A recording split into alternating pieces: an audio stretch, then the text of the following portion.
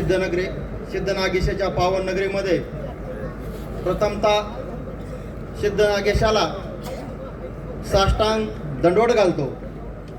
व्यासपीठावरचे आदरणीय मालक, नाना व तात्या व सर्व व्यासपीठ मित्रांनो, या ठिकाणी मंगेशने जसं वीरेंद्र सेहवाग ओपनिंगची बॅटिंग करून जात होता, तशीच बॅटिंग फंटू गोपने आणि मंगेशने या ठिकाणी मित्रांनो केलेली आहे. तर मिडल ऑर्डरची जबाबदारी घेऊन मी या ठिकाणी उतरलेला आहे मित्रांनो. तर मित्रांनो, एक साधा सरळ तुम्हाला प्रश्न आहे. आज पंचायत समिती असेल, जिल्हा परिषद असेल, जे काय उमेदवार भारतीय जनता पार्टीने आदरणीय मालकांनी, नानांनी, तात्यांनी दिलेले आहेत, ते सर्व उमेदवार आज पहिल्या रांगेमध्ये, सर्व माझ्या माता भगिनी पहिल्या रांगेमध्ये तुम्हाला बसलेले दिसतात. आणि ज्यांच्या जीवावरती हा संपूर्ण मोहोळ तालुका चालतो, ज्यांच्यावरती संपूर्ण युवक हृदयापासून प्रेम करतात, ते बाळाराजे पाटील पाठीमागे तिसऱ्या आणि चौथ्या लाईन मध्ये बसलेले आहेत. समोर बसलेल्या काही जणांना भाऊसाहेब दिसणारही नाहीत, अशा ठिकाणी बाळाराजे पाटील बसलेले आहेत. आणि ह्याच्या उलट जर दुसरा विचार केला तर एक भाव कुर्णात लढतोय आणि एक भाव नरखेड मधून लढतोय, एक बिनूर मधून लढतोय, एक आष्टी मधून लढतोय. अरे कार्यकर्त्याला काय चपल्या उचलाय ठुले का सतरंजा टाकाय ठुले तुम्ही? जसं एक पिक्चर आहे अजय देवगणचा, त्या पिक्चर मध्ये मुंबईमध्ये गुंडाची टोळी असते, खाण्यासाठी त्यांची मुंबईमध्ये भांडणं लागले असते. सुलतान मिर्झाचा तो पिक्चर आहे. सुलतान मिर्झा येतो आणि सगळ्याचं गल्ली एरिया वाटून देतो, वाटून वाटून खावा म्हणतो, आपसात भांडू नका. तशाच प्रकारे हा मोहोळ तालुका ह्या चोरांनी आपसामध्ये मित्रांनो वाटून घेतलेला आहे. आणि कार्यकर्त्यावरती चपल्या आणि सतरंजा उचलण्याची पाळी लोकांनी मित्रांनी आणलेली आहे. एकीकडे भाऊसाहेब यांनी आयुष्यात कधी पिठाची गिरणी काढली नाही, पिठाची गिरणी काढली नाही, एखाद्या तरुणाच्या हाताला यांनी रोजगार दिला नाही. आणि टीका करतात हजारो युवकाच्या हाताला रोजगार देणाऱ्या लोकनेते साखर कारखान्या राजन पाटलावरती आणि बाळाराजे पाटलावरती. मित्रांनो, या स्टेजवरून त्यांना माझं ओपन चॅलेंज आहे. तुम्हाला 25 लाख रुपयाचं बक्षीस या ठिकाणी जाहीर करतो. राजन पाटील, अजिंक्य राणा पाटील, बाळाराजे पाटील ही 3 नावं वगळायची आणि तुम्ही भाषण करून दाखवायचं. आणि दुसरं चॅलेंज मी तुम्हाला देतो मित्रांनो. अजिंक्य राणा पाटील, बाळाराजे पाटील, राजन पाटील, आमदार यशवंत तात्या माने आणि ज्या पार्टीत आहोत त्या देवाभाऊचं तर राहूच द्या. या चौघाच्या विकास कामावरती कोणताही एक व्यक्ती सांगा तुम्ही. बाळाराजे कार्यावर बोलायचं, रावसाहेबच्या बोलायचं, मालकाच्या बोलायचं का तात्याचं बोलायचं? हा राहुल कसबे ओपन स्टेजवरती फक्त विकास कामाची चर्चा तुमच्या सोबत करायला तयार आहे. तुमच्यामध्ये धमक असेल तर माझं आव्हान या ठिकाणी तुम्ही स्वीकारा मित्रांनो.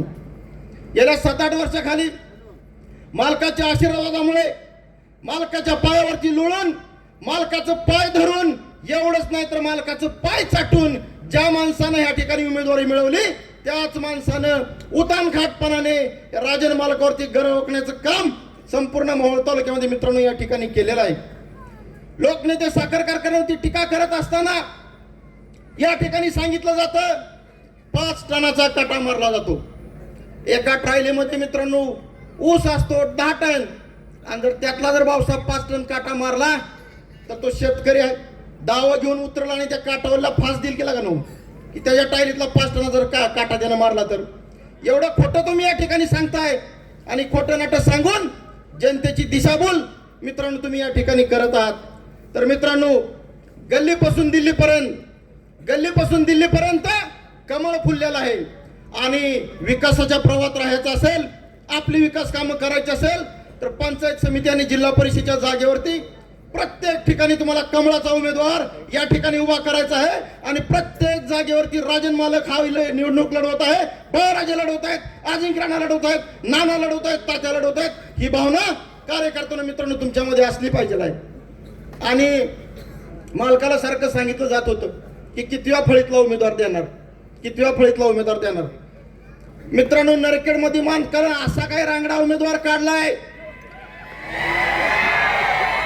की आता ह्यांना पंचायत झाली, त्याला पहिल्या फळीतला म्हणावा तर आपल्या बरोबर येतोया.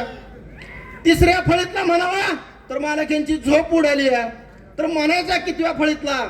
तर मी या ठिकाणी चॅलेंज देतो. एक शेतकऱ्याचा पुत्र आहे लखनदादा शिंदे, ज्याला या ठिकाणी मालकाने उमेदवारी दिली, त्याचा बाप, त्या लखन शिंदेचा बाप या ठिकाणी सगळ्याला सांगतो लोकनेते बाबुराव अण्णा पाटलाचा कार्यकर्ता होता मित्रांनो, आणि लोकनेते अण्णासोबत त्यांनी काम केलेलं आहे. पोरानं वेगळ्या मध्ये पक्षामध्ये जरी काम केलं असलं तर मालकावरती, भाऊसावरती, राबसावरती, अण्णावरती कधीही एका शब्दाने टीका केली नाही. आणि त्याच गावामध्ये काम करणारे येलमवाडीतले कार्यकर्ते, त्यांच्यासोबतही कधी मतभेद नाहीत. वैचारिक लढाई होती आणि विचारणीची लढाई त्या मित्राने या ठिकाणी लढलेली आहे. मित्रांनो, माझं मालक त्याला या ठिकाणी ओपन चॅलेंज आहे ना, ह्या उमेश पाटलाला चॅलेंज आहे. आमचा लखन शिंदे जर्शीच्या धारा काढणारा, म्हशीचं शेण उचलणारा, शेळ्याला गवत टाकणारा, बेदाण्याचं पोतं उचलणारा, द्राक्षाची बाग फवारणारा आणि हातामध्ये नांगर घेऊन शेत नांगरणारा, असा रांगडा ग्रॅज्युएशन पर्यंत शिक्षण असणारा असा एक उमेदवार तुझ्या विरोध दिलेला आहे. माझं एकच चॅलेंज आहे, लखन शिंदेला आम्ही एका बाजूला उभा करतो, तुम्ही दोघा भाऊ एका बाजूला उभा राहा. आम्ही म्हैस नाही तर जर्सी आणून उभा करतो. लखन शिंदेला आम्ही धार काढायला सांगतो, तुम्ही मित्रांनो या ठिकाणी त्या गायीची धार काढून टाका आणि मग सांगा. शेतकऱ्याच्या प्रश्नावरती बोलताना तुम्ही लखन शिंदेला आम्ही धार काढायचं चॅलेंज देतो, तुम्ही ते चॅलेंज स्वीकारा आणि जर्शीची धार काढून दाखवा आणि मग लखन शिंदेवरती मित्रांनो या ठिकाणी तुम्ही बोला. दुसरं चॅलेंज मी या ठिकाणी देतो, लखन शिंदे नांगर हातात घेईल, बैल जोडे हातामध्ये घेईल आणि एकरभर शेत नांगरून दाखवेल. अरे तू 2 सऱ्या नांगरून दाखव, मी राजकारण सोडून देतो. तर अशा प्रकारचा उमेदवार मित्रांनो या ठिकाणी मालकाने दिलेला आहे. यांची झोप उडालेली आहे. आता जाता जाता अनेक वक्ते आहेत, अधिक वेळ घेणार नाही.